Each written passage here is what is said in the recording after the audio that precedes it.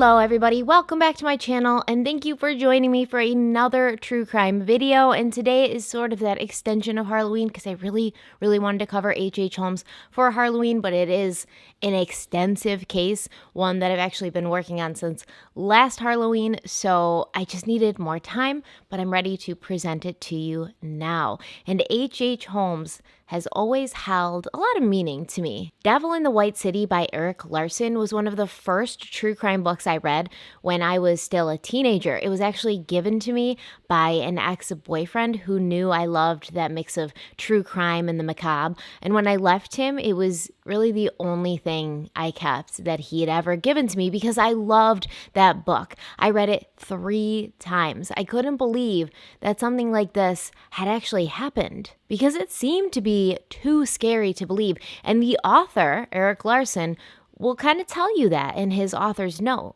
Larson says, quote, "I must insert here a notice. However strange or macabre some of the following incidents may seem, this is not a work of fiction," end quote.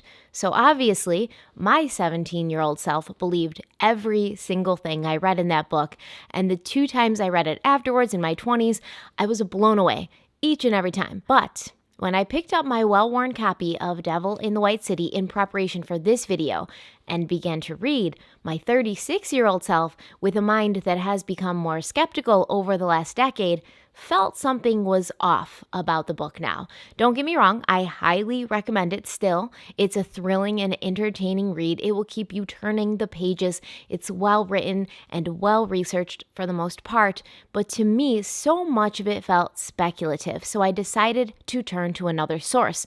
First of all, our good friend the internet, because if something's not true, the internet can't wait to tell you. Through the internet, though, I encountered another book about H.H. Holmes written by Chicago native Adam Selzer, and he was actually kind enough, really kind enough, to talk with me on the phone for 2 hours last winter about his book about H.H. Holmes, about the inaccuracies from Devil in the White City. What I discovered on this research journey and while reading Adam's book and talking to him about H.H. Holmes shocked me almost as much as the initial story of Holmes had when I was 17. But as always, here, more than almost ever before, to understand what happened at the end, we have to go back to the beginning. And if you're looking for a sensationalized Wikipedia recitation of the life and crimes of H.H. Holmes, this is not the video for you. We are going to go back, way back. We're going to examine what we know and admit what we don't. I'm going to start off with the story of H.H. Holmes that we all know, that has been published in many newspapers and nonfiction books, that has become an accepted part of American true crime culture. Now keep in mind, while you're listening, a lot of this is true, and what is not true or has not been proven, I'll address as we go, or I'll try to, and I'll also kind of sum everything up at the end. But before we dive back into the video, I'd like to have a word from our sponsor, Magellan TV. And for those of you who have already signed up for Magellan TV, have already been watching, I have a really good recommendation that kind of fits in with today's video. It's called Jack the Ripper, the invention of the serial killer. This is an episode that's part of the Crimes That Made History series, and it examines the time period during which Jack the Ripper committed his crimes, which was the Victorian era, when Puritanism reigned and forensic science was in its infancy. London, 1888. The capital of Victorian England was tarnished by a series of sordid crimes. They took place in Whitechapel, a working-class district in the East End. The police never solved the case. But one name is associated with all these crimes: Jack the Ripper. This extraordinary case takes us to the very heart of Victorian England's obsessions and fantasies. It reveals the dark side of our modern age. The documentary asks the question of how these factors combined to create one of the most renowned crime stories in history, resulting in the idea of the serial killer. Magellan TV is a documentary streaming service created by documentary filmmakers who share your passion for gripping true stories.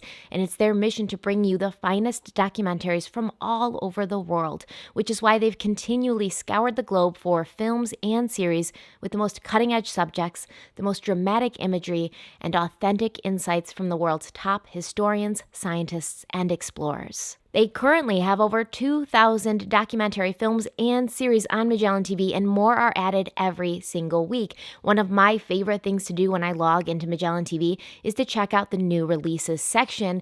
And as an example, they recently dropped a 2-part documentary called Eugenics, Science's Greatest Scandal, which I was truly enthralled with from beginning till end. Magellan TV is available to watch on your smartphone, tablet, laptop, or smart TV, and it's compatible with Roku, Apple TV, Amazon Fire TV, Google Play, Vizio, iOS, and more. So you can easily start a film on your phone while you're doing chores around the house and finish it later on your TV once you've finally gotten into your PJs and popped some popcorn. Magellan TV is offering viewers of this channel a 1-month free trial. All you have to do is click the link in the description box and start watching. Whether it be true crime, history, science, nature, or really anything else you're interested in, Magellan TV has something for you, and your biggest challenge will be finding the time to watch all the things that you want to. With your 1-month free trial, you're not contracted into anything. You can cancel at the end of the month or anytime within that month, but I really don't think you're going to want to, because Magellan TV is absolutely television worth watching, and that's really hard to come by these days. Thank you so much to Magellan TV for sponsoring this channel. I truly appreciate your support, and thanks to all of you who understand sponsors are an essential part of this channel, which allows me to keep bringing you content. And let's dive back into the video. H.H. Holmes has had many names and has been called many things. He's been referred to as America's first serial killer, Dr. Death, the torture doctor, and many more. But he was born Herman Webster Mudgett on May 16, 1861, in Gilmanton, New Hampshire, a remote town which at that time didn't even have a daily newspaper. His parents were Levi Mudgett and Theodate Price, and he had 3 siblings named Ellen, Arthur, and Henry. The Mudgett family was well off financially, but young Herman did seem to struggle with some family dynamics. He was very close to his mother, having been described as a mama's boy, but his farmer father seemed to have a problem with alcohol and would often take his frustrations out on his children when he was at the bottom of a bottle. The family were also strict Methodists who believed in holding their children accountable, sort of the spare the rod, spoil the child type of people. If the children misbehaved, they would be physically punished or locked in the attic for an entire day without food, not being allowed to speak. Herman Mudgett was a small, slight child with intense blue eyes. When he was 5, he started school, and every day on his way to the schoolhouse, he would pass by the local doctor's office. Now, little Herman had an irrational fear of doctors, as most children do, but in these times, physicians would take to hanging skeletons in their offices for the purpose of understanding the human body. These were not made of plastic or plaster. These were real human skeletons from deceased people, the remains of people who had donated their bodies to science. Now, it seems a couple of the older kids had caught wind of Herman's phobia, and one day they dragged him into the doctor's office, forcing him to come face to face with one of its skeletons. At first, the little boy was terrified, imagining that the arms of the skeleton were raised as if to grab him and pull him to hell. But then his horror turned to fascination, and it was the 2 boys who had hoped to terrify him that ended up feeling unsettled by the way little Herman stared at the skeleton in wonder. Now, he was described by those who knew him as quiet, studious, and reserved. He was actually very well liked by the parents of his peers because he was a well-behaved child and he didn't get into trouble. But his schoolmates couldn't understand why he didn't want to play rough and roll around in the dirt like they did, so they didn't really associate with him, resulting in little Herman spending much of his early childhood in solitude. But it soon became clear that Herman Mudgett was a very intelligent young man. He spent most of his time alone in his room reading his favorite books by Jules Verne and Edgar Allan Poe. He had a creative mind, one that thought outside of the box, and he even invented a wind-powered machine that could be used to scare away birds in his father's fields. He didn't have a lot of friends, true, and the one friend he did have, who was an older boy named Tom, fell and died one day while Herman and Tom were playing together in an abandoned house. Now, many people suspect and speculate that this boy, Tom, was H.H. Holmes's first human victim, but there's no actual evidence or proof to support this. It could have very well just been an accident, something that Herman witnessed, which may have affected him mentally and emotionally, but there's no evidence that Herman Mudgett killed this boy Tom when he was a kid. There are also reports that he had a box in his room where he would keep his most precious possessions, like the first tooth that fell out or the picture of his first girlfriend. Perfectly normal stuff, but also in this box, he kept the skulls of animals that he had caught in the woods, killed, and then dissected. When people talk about Herman's friend from his youth, Tom, some felt that Tom's death was Herman graduating past killing animals and wanting to see what a real dead body looked like. But for the most part, Herman Mudgett was just your average small-town boy. His initials are carved into a big elm tree on his grandparents' farm, and in the house, someone had been tracking his growth progress on a door jamb. He liked hiking to high places and yelling out loud to hear the echo come back at him. He liked going on long walks by himself. He went to church with his parents, and he was polite to the ladies. When he was 16, he completed school and went right into the workforce. He actually became a teacher, and he started teaching in his hometown of Gilmanton and then in Alton, New Hampshire, where he met the woman who would become his wife, his first wife. He would have many more wives after this. Her name was Clara Lovering. She was 17. She was pretty, young, naive, and her father was actually in politics. He represented their district in the New Hampshire state legislature. Now, young Herman had grown from a small, timid child into quite the suave ladies' man. He had nice manners, he dressed well, and he had a certain way about him that seemed to attract women to him. He was respectful, but he also had a way of pushing boundaries with people, right? He would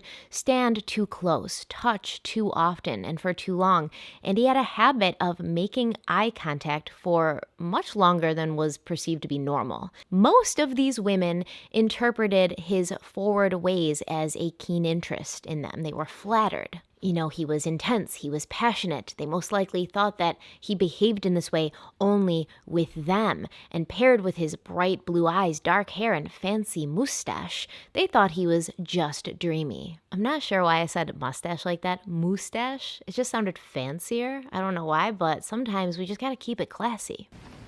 Is it classy enough? Now, Clara Lovering was not immune to his charms. She was no exception. Her father was an important man in the community. Her family was well respected. She was young and pretty, and she could have had her pick of the boys in town. But she was intensely attracted to Mr. Mudgett, despite his unfortunate last name. Herman pursued her for the better part of a year, trying to convince her that she should give in to her desires and consummate their relationship. So they were seeing each other. He was courting her. He was bringing her flowers. They would go on walks, chaperoned walks. That was the time. But he wanted to have sex with her, and she wasn't really ready to do that. This was the time where you would wait for marriage to do something like that. So she was strictly opposed to having sex before marriage. But despite his aggressive tactics, when he proposed to her, she accepted, and they were married on July 4th, 1878. Clara later wrote about her husband, saying that she had always felt he was pleasant in disposition, tender-hearted, much more so than most people in general. He was of a very determined mind. At the same time, he was quite considerate of others' comfort and welfare. 2 years later, Clara gave birth to their son, Robert Mudgett.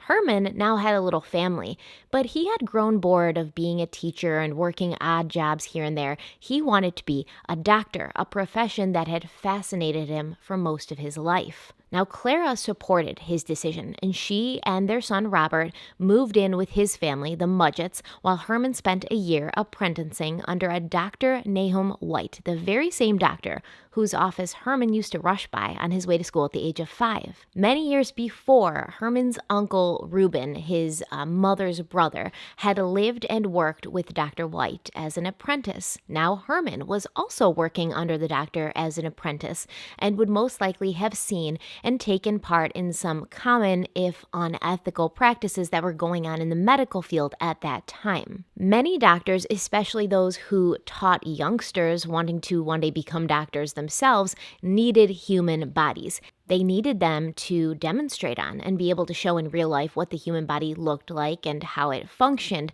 But there was a shortage of people who were willing to donate their bodies to medical science. And even if there were many people who wanted to donate their bodies to science, people just weren't dying fast enough. So doctors and medical schools began essentially robbing graves and stealing freshly buried corpses to use in their classes. They figured that no one would ever know the difference and that no one would find out, but people did find out, and no one was really happy about it, which created an even bigger shortage of bodies when these doctors realized that they were now being watched and it became a punishable crime. Having it be illegal didn't really stop it from happening altogether, however. They just had to get more creative and secretive.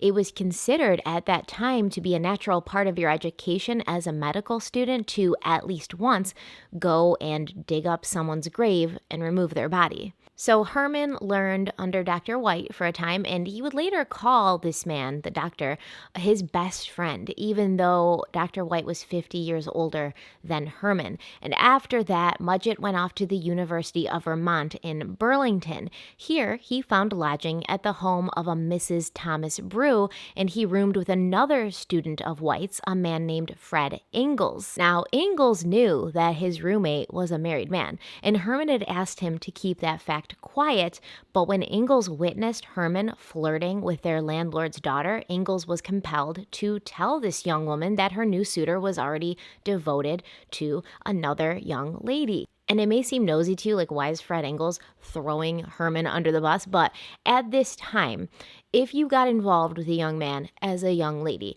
and it escalated to, something physical, and then it comes to find out that that man's already married, you're a ruined woman, essentially, okay? Because you've already had sex before marriage, and this guy's not going to leave his wife to marry you because that would be a whole nother scandal.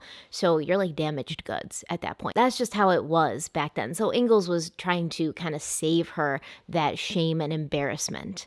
While living with Mrs. Brew, Herman Mudgett did some strange things. First of all, he got into a fist fight with his roommate, not because Fred Ingalls had given the landlady's daughter a heads up, but because Fred Ingalls had used Herman's mustache wax without asking. Also, every morning, Herman would get up early and have a glass of wine with an elderly widow who lived nearby, and one day, he even brought some schoolwork home, and apparently this schoolwork was the body of a dead baby that the landlady found in his room under his bed when she was sweeping. Can you imagine? You're Mrs. Brew, and you're just sweeping the rooms, cleaning, making the beds. That's what you find under the bed. I have no idea how he was still allowed to stay there after that, but he is charming, right? He's charming. He's able to talk himself out of a lot of sticky situations, as we will find. Now, many people assume that the mustache wax fight happened mainly because Herman was still mad at Fred for exposing his relationship status, and Herman's daily drink with the widow was an effort on his part to have access to her money. And then the baby thing, well, that was just some material he had gotten in medical school to further his studies at home. After only a year in Burlington, Herman transferred to the University of Michigan in Ann Arbor, a bigger school that was known for its controversial focus on dissection, a technique that at this time was fairly new. Clara and little Robert lived with Herman in Michigan for about a year, but they soon moved back to New Hampshire to live with Clara's parents the spring before he graduated.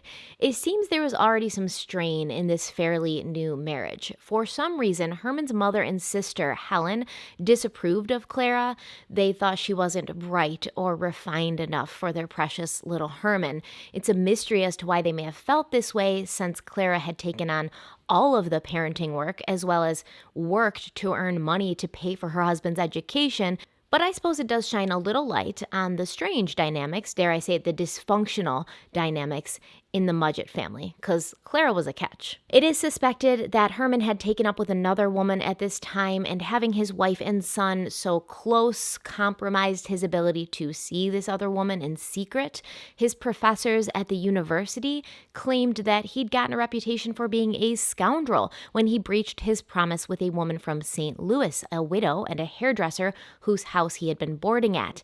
It appeared that Herman and this young widow had something going on until she found out he was married, and she went to the college and told on him. She showed them letters that Herman had allegedly written to her asking her to marry him, but Herman Mudgett was like, no, that's not my handwriting, and since the handwriting samples he provided didn't seem to match up with the letters she produced, he was acquitted, and it did not affect his graduation. Now, after Clara left and went to move back in with her parents, Herman would sometimes travel to New Hampshire to visit her and his son, but the visits got further and further apart, and eventually they stopped altogether. There is no evidence that Herman and Clara were ever legally divorced, but they certainly were living separate lives.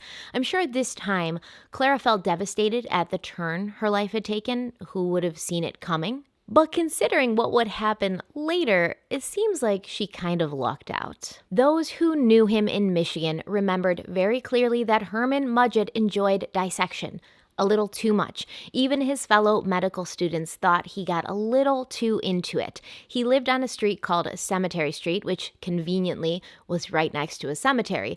Other students remembered that he would often go out on nighttime trips with a professor who was an advocate of dissection in order to raid the cemetery for fresh bodies to use. He always staunchly denied these claims, but it wouldn't be the most unbelievable thing about his story, since many doctors and medical professors, young and old, took part in these activities. So once again, this is something that's not proven that he was a grave robber, but it's easy to believe. Other than his university peers remembering him being super excited whenever it was dissection time, they didn't really have anything nice to say about him. They said he was aloof, an elitist, short with people. He had absolutely no sense of humor. He was impressed by nothing, and he had no interest in even pretending to find anyone else interesting. Some even said he had an odd smell about him, which earned him a very disgusting nickname, which I will not repeat here because, trust me, look it up. Look up his disgusting nickname, but I'm not going to say it. The summer between his junior and senior years, he took a seasonal job as a traveling book salesman. He was tasked with going door to door to sell one specific book, which he did, but instead of reporting back to the company, he pocketed the money that he collected, and they never heard from him again. This was his first experience with the city of Chicago, however. It was a place that really impressed him, and he promised himself that one day he would return there. Herman did eventually graduate from the University of Michigan in 1884, even though one of his professors voted against it. It seemed although he was an intelligent person, he had been a pretty mediocre student. He didn't stand out academically, he wasn't that great of a doctor, and he managed to make it out of medical school by the skin of his teeth. Where did that saying come from? The skin of his teeth. I'm sure that you guys know out there, you're very smart. Put in the comments where that expression came from, because we don't have skin on our teeth. According to a doctor and a professor at the school named Dr. Herdman, once Mudgett had his diploma safely in his hand, he approached the professor and told him, completely stone-faced, that the allegations the widow had made against him were in fact true, and then he walked away. That old slippery scoundrel. Now, after graduation, Herman lived with his family for the summer in Gilmanton, and in the fall, he took a position as a school teacher and a doctor in the small town of Moores Forks, New York, right by the Canadian border.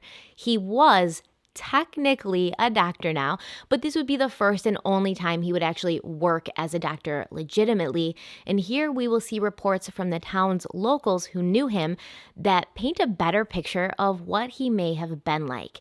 They said he was odd. He had a problem with paying his debts. His landlord, a Mr. Hayes, remembered Mudgett coming up with every excuse in the book for why he couldn't pay his rent. A young woman who had been giving him French lessons abruptly stopped the lessons, allegedly saying that there was something lurking in his character that only time will reveal. She said, quote, "I do not like him. I firmly believe that he would commit murder," end quote. once again, this is just alleged. And it's very possible that this is one of those quotes that kind of materialized after everything came out and the newspaper started talking about H.H. Holmes a lot and interviewing people from his past. It's very possible that that whole quote is made up. Now, when smallpox came to town, Herman packed a bag up with some medicine and he went around telling everyone that he was from the Board of Health and he had a smallpox vaccine and it was mandatory that they purchase it from him for 25 cents for public health, obviously. Other reports came out of Moore's Forks that a young boy had been seen in Dr. Mudgett's company a few times, but then this young boy had never been seen again, and shortly thereafter, the good doctor left in the middle of the night and never returned to the town again. Of course, he left without paying rent, and he also left Herman Mudgett behind in Moore's Forks. From then on, he would use aliases, most often going by the name we have all come to know, H.H. Holmes. Now, it's theorized that he used this name because he could claim that the H's stood for anything, Henry or Harvey or Horatio, and this would help him fly under the radar. I do want to talk for a moment about this little boy that was seen in the company of Herman Mudgett while in Moore's Forks, and then he was never seen again. People once again write in books and talk about this little boy in Moore's Forks as if he was another victim of Herman Mudgett's or H.H. Holmes. It is more likely that this little boy seen with Herman around town was his own son, his son with Clara, who was still visiting him sometimes at this point. And it seems like his son did spend a little time with him in Moore's Forks and then went back with his mother, so obviously nobody would ever see him again. So at this point, we have Mr. Holmes. He left New York because he couldn't pay his bills. He couldn't really find a place to settle down and get a job. Financially, he was in a bad position. So what do you do when you're short on money? Well, if you are H.H. Holmes, you seek out an old college friend and suggest that he join you in an insurance fraud scheme, of course. Robert Leacock had gone to school with Holmes, and when they reconnected, they both found each other in desperate need of cash. So they concocted a plan which included bringing in a guy into their scheme who would increase or take out a life insurance policy for $40,000, naming either Holmes or Leacock as the beneficiary. They would then fake this man's death, dressing a random corpse in his clothes, and split the money 3 ways. But this was truly a complicated plan. Not only did they have to find a body to substitute for the actual guy who wasn't really going to be dead, but part of the plan was that the man would want to kind of disappear with his wife and his child. So the guy whose death they were going to fake was like, yeah, I'm okay, I'm on board with this plan, but I want my wife and my kid with me. So what I'll do is I'll write a note saying that I killed them first and then turn the gun on myself. So we're going to need 3 bodies in order to convince the insurance company that this whole thing was real. Now, I don't know why the plan had to be so complicated and why we have to have this like note left behind and the fake murder and all that jazz, but apparently they were really dedicated to making it as dramatic and hard to believe as possible. So the co-conspirators decided that they all needed to go out and find 1 body each, or what Holmes referred to as materials. So they went their separate ways, each on a mission to find his own portion of the materials, which would be necessary to make this whole scheme successful. Their reward for all of this, the insurance money, was a lot of money back then, but they had to execute it properly and play the long game. Holmes actually took a train to Chicago and purchased a cadaver from a medical school, but the others apparently hadn't been as quick in obtaining their materials. So he put the body into cold storage, I guess, until it was go time. And in May of 1886, he was actually returning to Chicago to pick up the cadaver. And this is a strange part of the story, but he'd apparently taken the body and split it into 2 barrels, and for some reason, he only brought 1 of the barrels back with him when he left Chicago, leaving the other one in storage. But when he was on the train heading back to New York from Chicago, he apparently read an article about a crackdown on insurance fraud, so I guess they decided not to go through with the scheme anymore because it was too dangerous and they would get caught, which is really hard for me to believe that you would spend all this time and money and, energy planning this huge scheme and actually like getting on a train and journeying somewhere to buy a body. And then you just read an article in the newspaper and you're like, well, that's it for us. I've been beaten, plan B time. But Holmes was a man for which enough was never enough. He only had one wife. He needed another. His second wife was named Murda Belknap, and she knew Herman Blodgett, or H.H. Holmes, as Henry Howard Holmes. He met her in Minneapolis in 1886 while she was working as a clerk at a music store, and he was working for a druggist and renting a room from her parents. It seems as if they got married in early 1887, which obviously was not a legal marriage since he was already married, but she didn't know that. Now, Murda did change her last name to Holmes, and she kept his last name until the day of her death. Together, Holmes and Murda went to Chicago, where he would involve his new wife, without her knowledge, allegedly, in his wrongdoings and schemy plots. In May of 1886, he arrived in Chicago to settle down and get a job as a pharmacist, but he needed to have a license to do so in the state of Illinois. So he went to Springfield to take the 3-day exam. He passed, he got his license, and then he headed to Englewood, a suburb of Chicago. Today, Englewood is known as one of the most dangerous places in Chicago, but in 1896, it was a rapidly growing and developing area. The Great Fire of 1871 had destroyed many of the neighborhoods to the north, and the more suburban feel of Englewood, along with the addition of railroad lines, caused many who had lived in the city to migrate outwards. It was close enough to the center city to commute there for work, but far away enough to have more space and to feel like you were actually in the suburbs. But there were more people going to Englewood than there were places to live at that time, which is why it was developing and they were expanding and building houses. But those who could not find apartments or homes to buy or rent would move into private residences as boarders. So 26 years old, sharply dressed and standing at 5'6", Mr. Holmes strolled the streets of Chicago looking for the perfect place. And soon he found it when he happened upon Holton's Drugs, a pharmacy owned by what has been described as the elderly Mrs. Holton and her doctor husband. Now, the story goes that the kind old woman was comforted by the young man's steady gaze and soothing presence, and she confessed to him that she was having a hard time. Her husband, the doctor, was lying upstairs in their apartment, and he was very sick and he was dying. So Holmes placed a hand comfortingly on her arm as she told him how hard it had been trying to manage the store and care for her ill husband at the same time. And Holmes made her an offer that she couldn't refuse. He told her that he could help out. He could manage the store so that she could spend her time with Dr. Holton. He even promised to increase her profits. She was grateful to have such a nice young man to talk to, a shoulder to cry on, and she agreed to bring him in to take away some of her burden as well as to keep her company. Now, eventually, Dr. Holton did pass away, and Holmes offered to buy the store from Mrs. Holton. And apparently she accepted, and then she just vanished, right? That's the story. Holton's Drugs became H.H. Holmes Pharmacy, and local women who heard that a handsome and eligible doctor had just moved to town would flood into the store to bat their eyelashes at him, hoping to be noticed. But the customers who'd been going there for years, although they liked the new owner and his polite ways, they wondered where Mrs. Holton was. They hadn't seen her around town. Now, H.H. Holmes told them that she'd taken the opportunity of retirement to visit family in California, and as time passed and she still hadn't come back from her trip, he told people that she liked California so much, she decided to move there permanently. Now, it's often said in retellings of this story that Holmes killed Dr. Holton and his wife so that he could take over their building. But in fact, Dr. Holton wasn't the man. Neither one of them were elderly.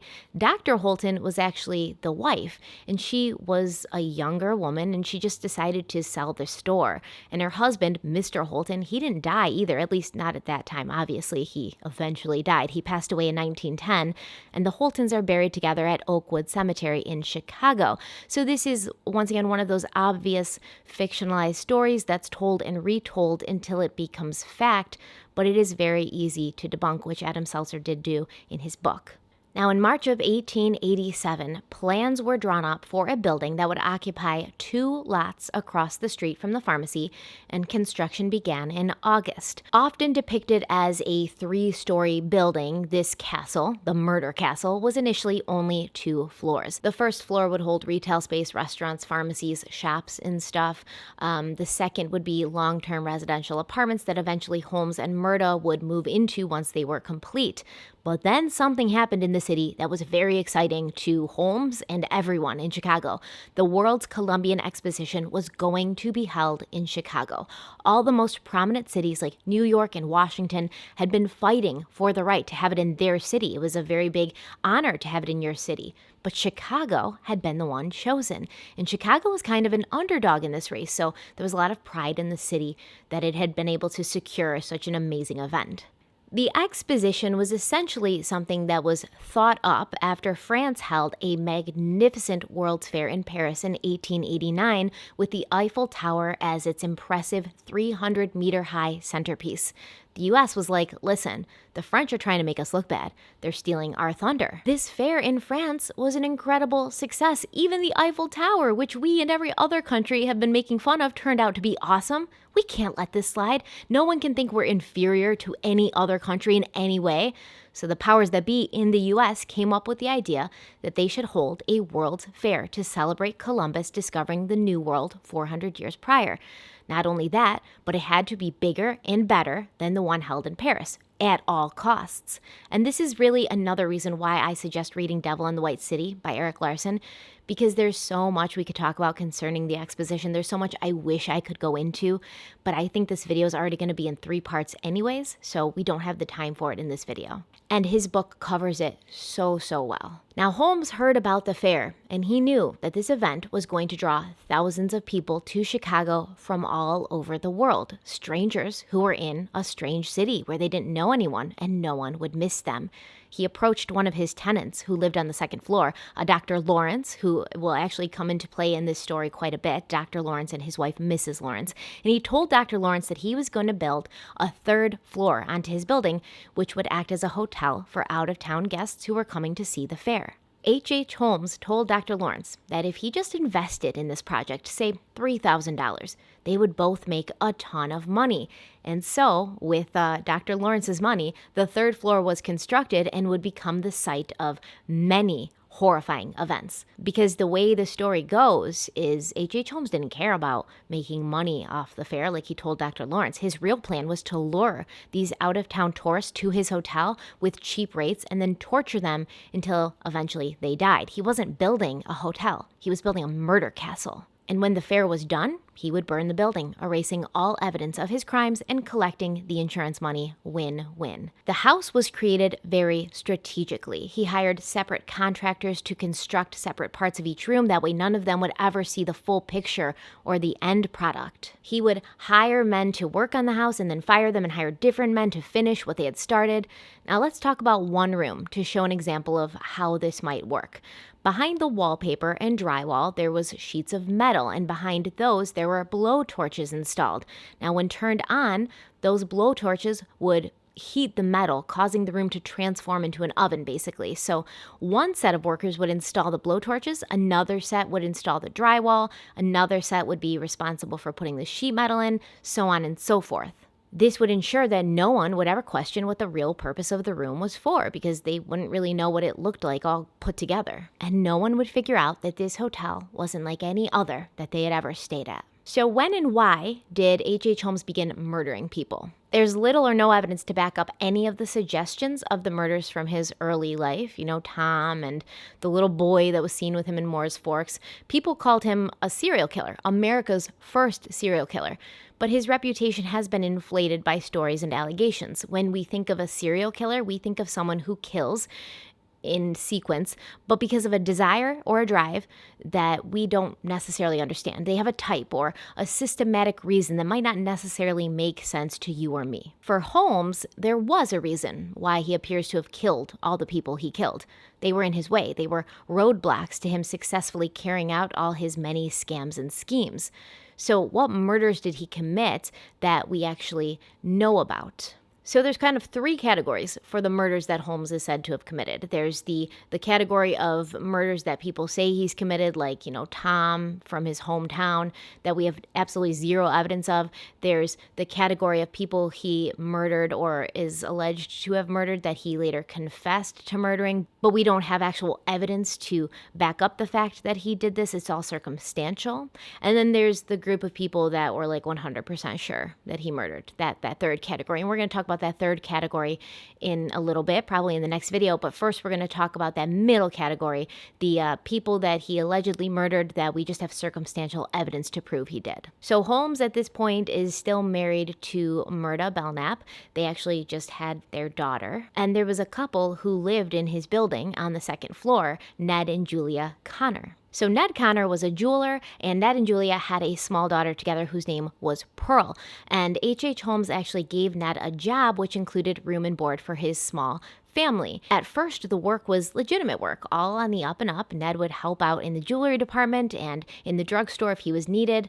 But in no time, Holmes had Connors helping him out with his more shadowy business ventures. And it seems that just a few months after H.H. Holmes's own daughter was born, he and Ned's wife Julia started an affair. Now, Julia also worked for Holmes as a cashier at the jewelry counter, and she helped him keep the books. She was kind of like his secretary. And Julia was known to be insanely jealous of women that her husband Ned interacted with, but it also seemed that Julia had her own little something going on the side with Holmes. Many eyewitnesses at the time claim that Julia Connors and H.H. Holmes were getting it on behind Ned's back, so maybe that's why she was so jealous. Because, you know, they always say that accusing your significant other of cheating on you suggests a guilty conscience of your own, so maybe that's why she was just so insanely jealous. But Ned and Julia eventually got a divorce, and Ned left to go work someplace else.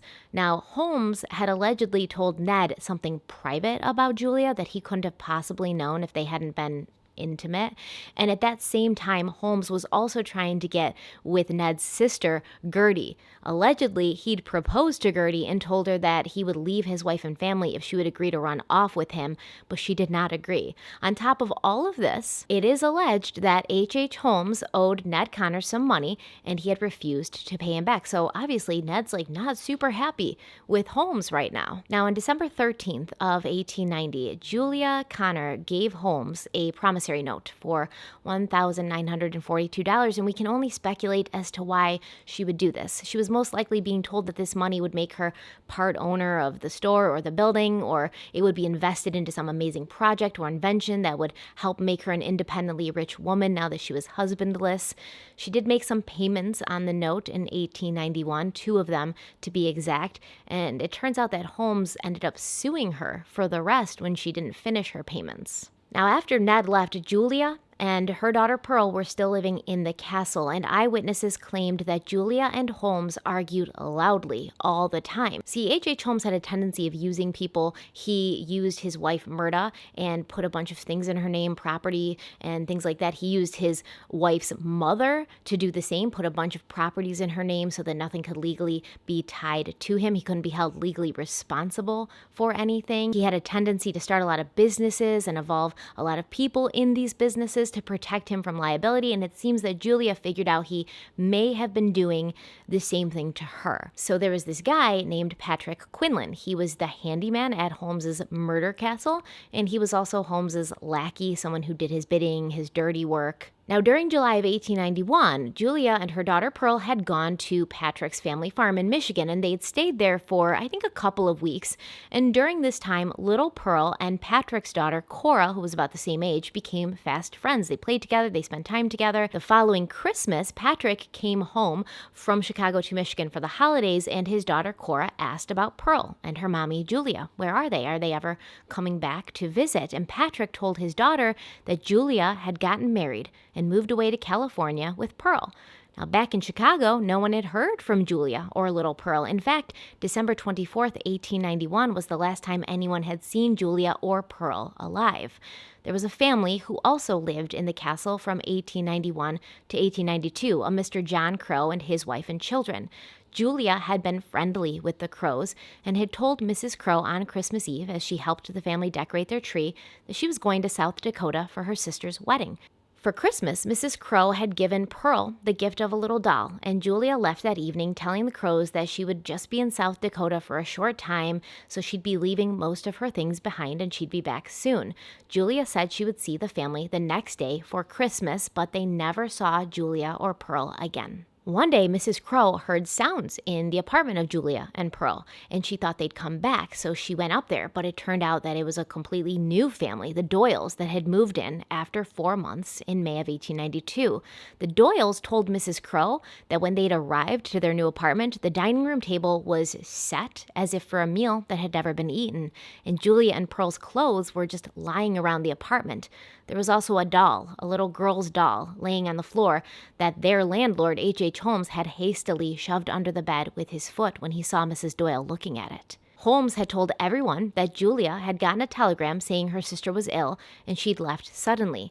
Julia's toiletries were left on the dresser. Her clothes were still in the drawers. Mrs. Doyle said, quote, "We found the bureau drawers filled with Mrs. Connor's clothing of every kind, and it was all neatly and smoothly put away." The order in which everything of hers was, except the clothing she had taken off before retiring, made me disbelieve from the start the story of Holmes that she had gone away to Davenport, end quote. When Holmes had let the Doyles into the apartment, he had packed up all the things that were left behind and told the Doyles that he was sending them to Julia. It also turns out that Julia's older sister, Isabella, actually had been getting married in Davenport, South Dakota, on December 31st, 1891, but Julia and Pearl had never made it to the wedding. In fact, Julia's parents had not heard from her since December of 1891, when she had written to them saying she was leaving Inglewood because she was afraid of her ex-husband, Ned, who had been threatening to take Pearl from her.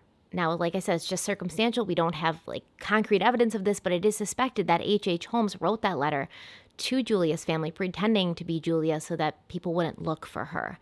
Now, Holmes would later tell his lawyer that he'd killed Julia and Pearl, but we don't know how he did this or where he put their bodies.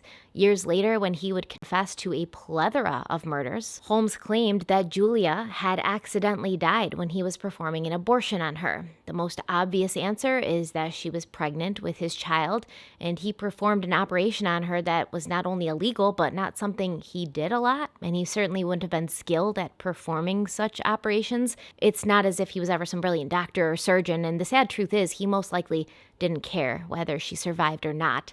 As for Pearl, she was probably collateral damage. She was 6 when she went missing.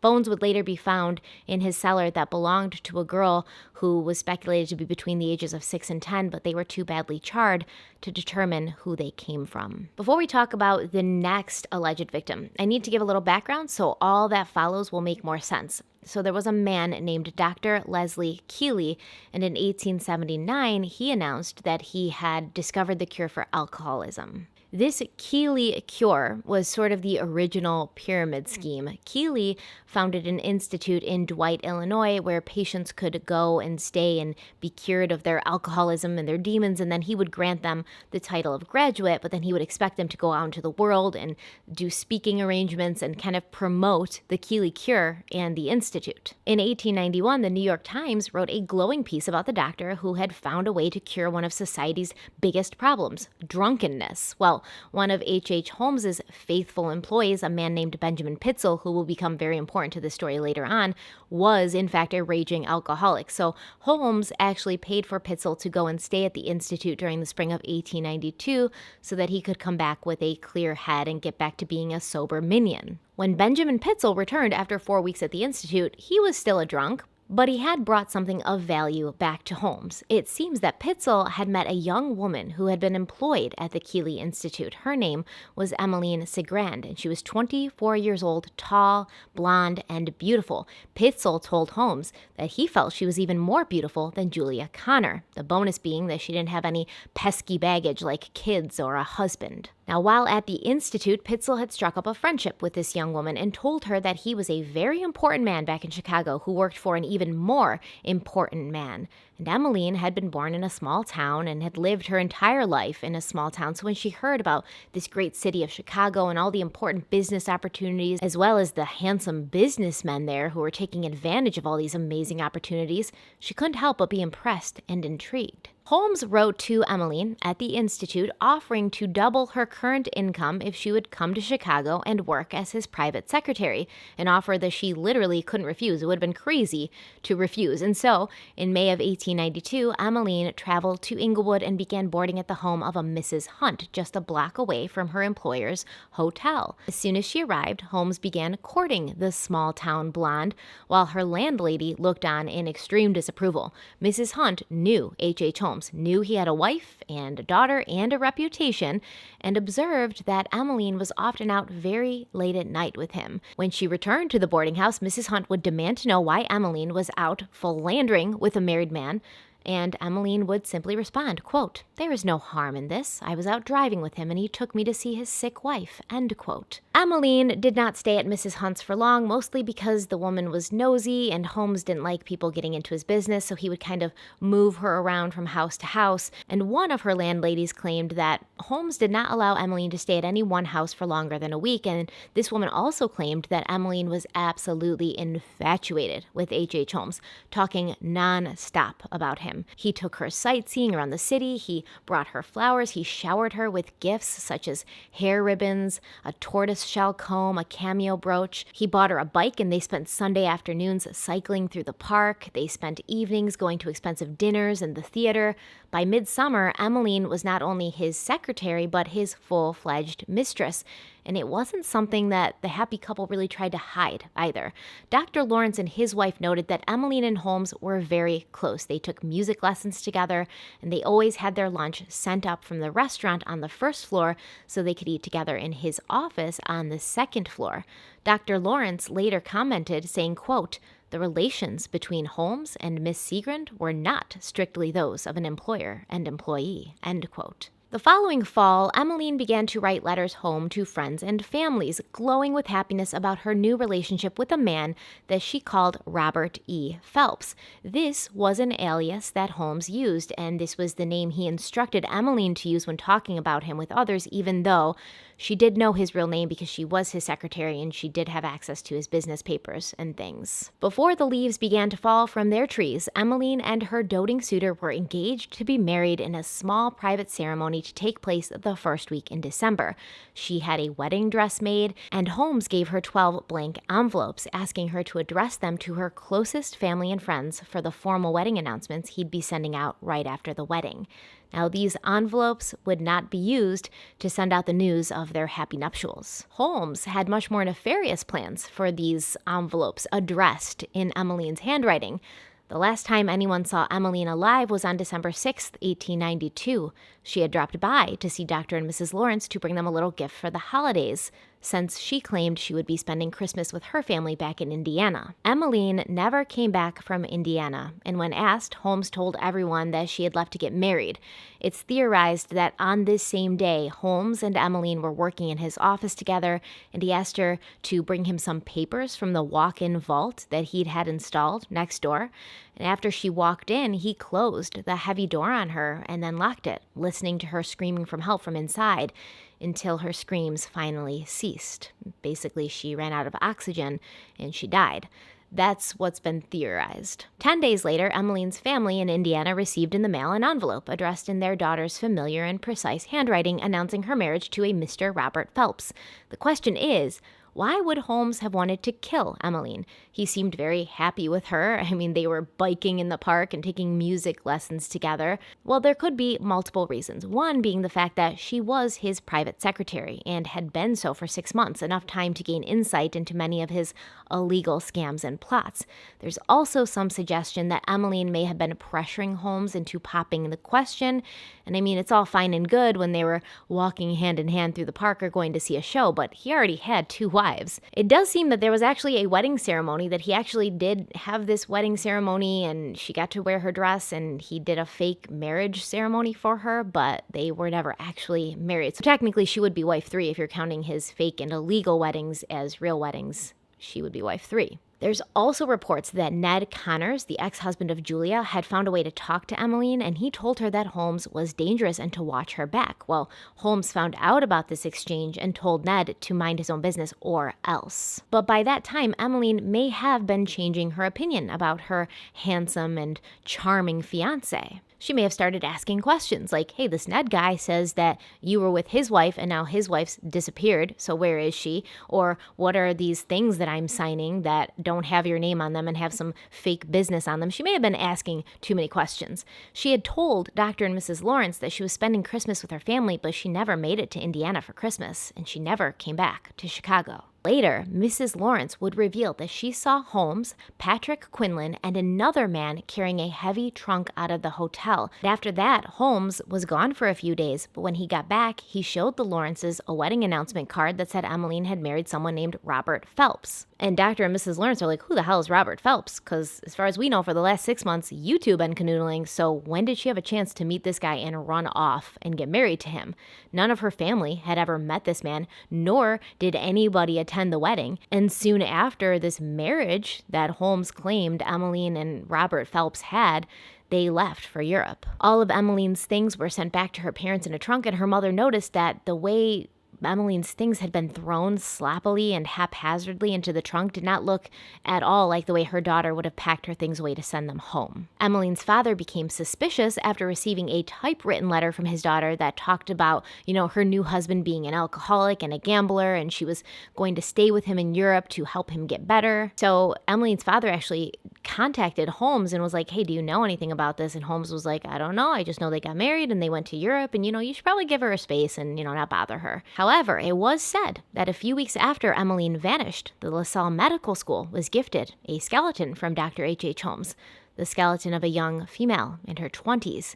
And this is where we're going to end part 1. But don't worry, the story of H.H. Holmes and his murder hotel is far from finished. If part 2 is already posted, I will place a link in the description box so you can easily navigate your way there. But most likely it will be up within, a couple of days. Hopefully. I'm working on it. But thank you guys so much for being here. Don't forget to like this video if you liked it. Don't forget to share it if you think it's worth sharing. Also subscribe if you haven't already, because my analytics show that a lot of people watch, but they don't always subscribe. So make sure to subscribe if you haven't already. And if you've already subscribed, make sure you still are subscribed, because YouTube does like to unsubscribe people from my channel. I'm not sure why. I haven't figured it out yet, but one day I'll have the answers. Also follow me on social media, Instagram and Twitter. Links are in the description box, and check out Adam Seltzer's website as well as his book. I will put the links to those things in the description box as well. He's been awesome. He's been a big help, and he knows a lot about H.H. Holmes and Chicago in general. Actually, he's very good with the history of Chicago and everything that goes on there. So he's a very interesting person to talk to, and it was a great book to read. But until then, stay kind, stay beautiful, and stay spooky, because this is technically a Halloween video, so we're still staying spooky, and I will see you very, very soon. Bye.